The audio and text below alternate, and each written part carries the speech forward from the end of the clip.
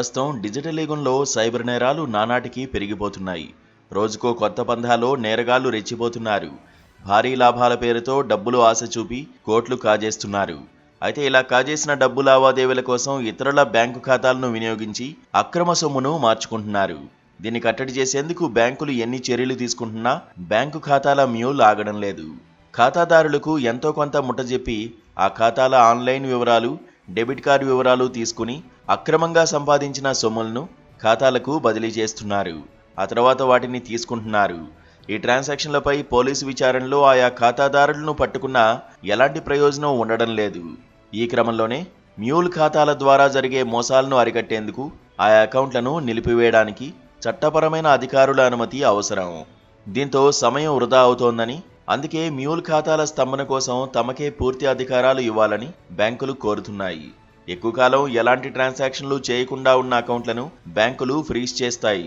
అయితే money laundering నిరోధక చట్టం ప్రకారం కోర్టులు లేదా చట్టం అమలు సంస్థల నుంచి అనుమతి తీసుకోవాల్సి ఉంటుంది. లేకపోతే ఖాతాదారుల అకౌంట్లను స్తంభింపజేసేందుకు బ్యాంకులకు అధికారం లేదు.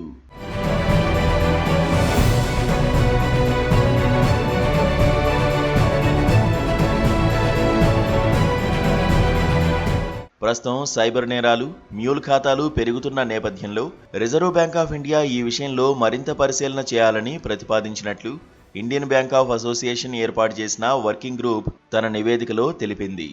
బ్యాంకింగ్ వ్యవస్థ ద్వారానే నిధులను అక్రమంగా తరలించడానికి మోసగాళ్లు మ్యూల్ ఖాతాలను వినియోగిస్తారు. బ్యాంకులు ఏటా ఇలాంటి వేల ఖాతాలను స్తంభింపజేస్తున్నా మోసగాళ్లు వ్యవస్థలోని లొసుగులను ఆసరాగా చేసుకుని త్వరగా కొత్త ఖాతాలను వినియోగించుకుంటున్నారని ఐబీఏ పేర్కొంది. అక్రమంగా నిధులను దారి మళ్లించడానికి, మ్యూల్ ఖాతాలుగా దుర్వినియోగం అయ్యే అవకాశం ఉన్న ఖాతాలను ధృవీకరించడానికి, పరిమితం చేయడానికి బ్యాంకులకు అవకాశం ఇవ్వాలని ఐబీఏ ప్రతిపాదించింది.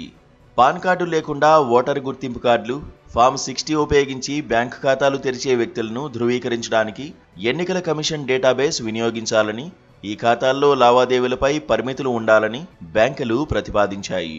లావాదేవీల పర్యవేక్షణ వ్యవస్థల్లో ఏఐ, మెషిన్ లెర్నింగ్ వినియోగిస్తే నేరగాళ్ల వ్యూహాలను అంచనా వేయొచ్చని ఇండియన్ బ్యాంక్ అసోసియేషన్ పేర్కొంది.